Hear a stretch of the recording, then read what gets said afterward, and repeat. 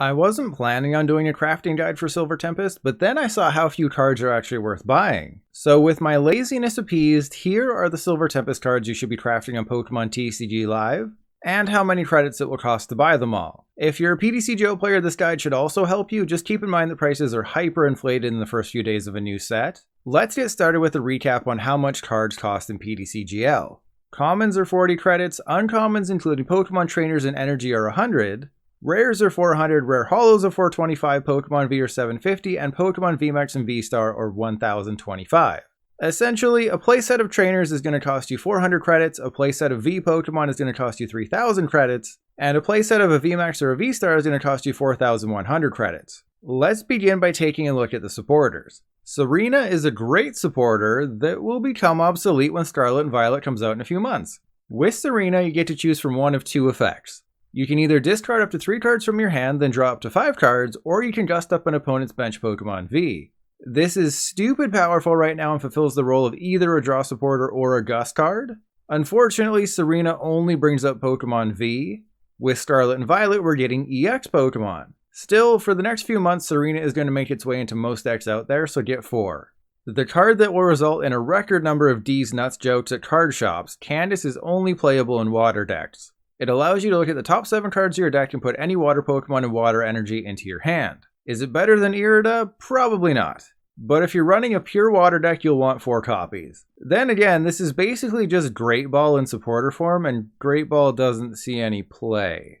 Because I don't want to look like an idiot in hindsight, get 1 copy of Furry Soda Girl. It's 100 credits, and depending on your viewpoint, it's a better bird keeper. In the same vein, get 1 copy of Worker as well. At first glance, it seems useless until you realize it can bump Path to the Peak. It's unlikely that either of them see much play, but you don't want me to look like an idiot, do you? Don't answer that question. Now the items. With the release of Forest Sealstone, every Pokemon V now has the potential to use a V-Star power, which allows you to just go and get any 1 card from your deck, and you can even do this on turn 1. Mew VMAX decks in Japan have been winning tournaments thanks to this 1 card, and you'll want at least 2 of them. Unfortunately, unlike most trainer cards, Forest Sealstone is a holo rare, meaning it costs 425 credits each. This one deserves a bit of an explanation. With rotation happening in a few months, both Quick Ball and Evolution Incense will be out of standard, and since I don't know whose balls I'll be playing with in Scarlet and Violet base set, I have to recommend Capturing Aroma. It's a coin flip card allowing you to go get either a basic or evolution Pokemon based on the result. Clearly better than Egg Incubator, at the very least it's a free guaranteed Pokemon search card. You just don't know who you'll be able to get when you play it. Still, it's a good idea to have 4 in your collection. Rendering Moon and Sun Badge completely useless, Leafy Camo Poncho is a tool card that keeps your VMAX and V-Star Pokemon safe from boss's orders in Serena, as well as other supporters. Obviously, Tool Strapper and Lost Vacuum can remove the poncho, but if there's high value targets on your bench, this at least gives you a chance to prevent a game winning bosses, so get 2. For the only stadium in this video, we have Primordial Altar. Until I thought about it, I was going to exclude it from the list, but at worst it lets you see the top card of your deck, and at best it puts a useless card into the discard pile. This could be powerful in decks like Kyurem VMAX, Zoroark, Reggie, Lugia, Mad Party, and Ditto. If you play those decks, buy 3 and give it a whirl. While there's only 2 special energy in Silver Tempest, regenerative energy isn't going to see much play outside of healing decks, and I can't really recommend it. What I can recommend is V-Guard energy. It reduces the damage a Pokemon takes from attacks by your opponent's Pokemon V by 30. While the effect doesn't stack and can only be applied once per Pokemon, it's still strong. Pair it with Radiant Gardevoir and you're taking 50 less damage. And with Archeops able to accelerate the energy into play for free, you're going to want at least 2 V-Guard energy, which will cost 200 credits. Now the Pokemon. There's only 1 VMAX in Silver Tempest, and it's really good when paired with Vikavolt V. Regieleki will never be your main attacker, it's there solely for its ability. Transistor boosts the damage your basic Lightning-type Pokemon do by 30. Since it stacks, get 4 of them in play and the damage increases by 120. So all of a sudden, Vikavolt V can deal 170 damage and make your opponent unable to play items the following turn. Pulled off correctly, the combo can be devastating. Just keep in mind this is a big investment. Even if you only go for a 3-3 line of Regieleki, it will cost you 5,325 credits for what is essentially just a support Pokemon. In the final set of the Sun and Moon block, we received Arceus Dialga Palkia Tag Team, which changed the landscape of the Pokemon TCG. Some would say for the worse. With the final main set of the Sword and Shield block, we're getting Lugia V-Star, which, when paired with Archeops, becomes one of the craziest combos in history. The plan is simple: get 2 Archeops in your discard pile, then put them into play with Lugia's V-Star ability.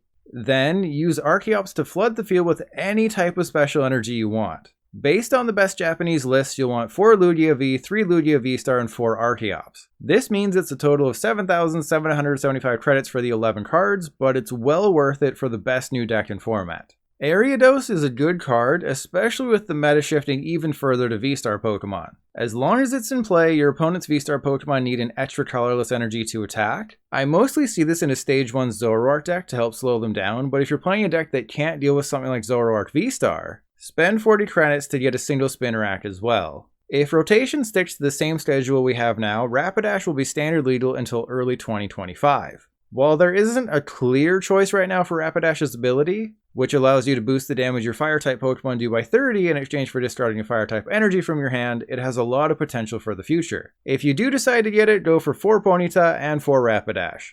There were a few options for new budget decks from Silver Tempest, like Incineroar, Pikachu clones, and the Swords of Justice, but I think Braixen Serena will be the best. Braixen does 60 damage for each Serena in your discard pile, meaning it can hit 240 on its own, or 270 with a Choice Belt. You'll still want a Galarian Zigzagoon to hit that magical 280 number for the best V-Stars though. For the 4 Fennekin and 4 Braixen, it's just 560 credits, making it super cheap. You also have the option of adding a Delphox, which does 50 damage for each energy attached to all of your opponent's Pokemon. And if you're having trouble finding Serena, you can include an Esper and Meowstic for 140 credits total. Since the dawn of time, Zoroark Box has needed a good Electric-type Pokemon to one-shot Palkia V-Star. With Raichu, it finally has one. Provided your opponent has used their V-Star power, almost a given against Palkia, your Raichu can deal 280 damage for a single energy.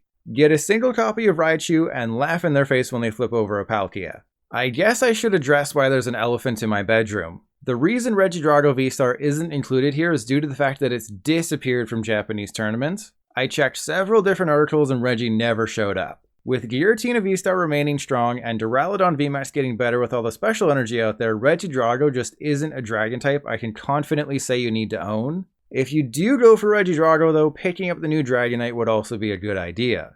Believe it or not, I was more inclined to include Superior V-Star over Regidrago. Superior has a surprising amount of potential, being able to reach 340 hit points with Big Charm and Kricketune.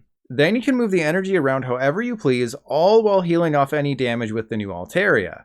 Unfortunately, Japanese players put Superior in tier 4, and I ultimately left it out. Finally, Alolan Vulpix V-Star. There are certain matchups where Vulpix can absolutely dominate. If you can get to a point where Vulpix is your last Pokemon in play and your opponent only has ability Pokemon, you win the game. However, it's the weakest V-Star at 240 hit points and gets obliterated by any deck with non-ability attackers. Don't get me wrong, all 3 of these V-Star will win games for people, I just don't see them as being must-buys so early in Silver Tempest life. For most other new sets in TCG Live, I estimate you'll want between 30,000 and 40,000 credits to get all of the good cards. With Silver Tempest, you'll need just 19,000 credits. And that 19,000 gets you the best new deck in Lugia V-Star as well as Serena and Forest Seal Stone, which improve older decks. I know I omitted a decent amount of cards here, so if you think there's other cards people need to buy from Silver Tempest, let everyone know in the comments below. And if you're new to TCG Live, make sure to check out my starter guide, which has plenty of tips and tricks to maximize your early days in the game.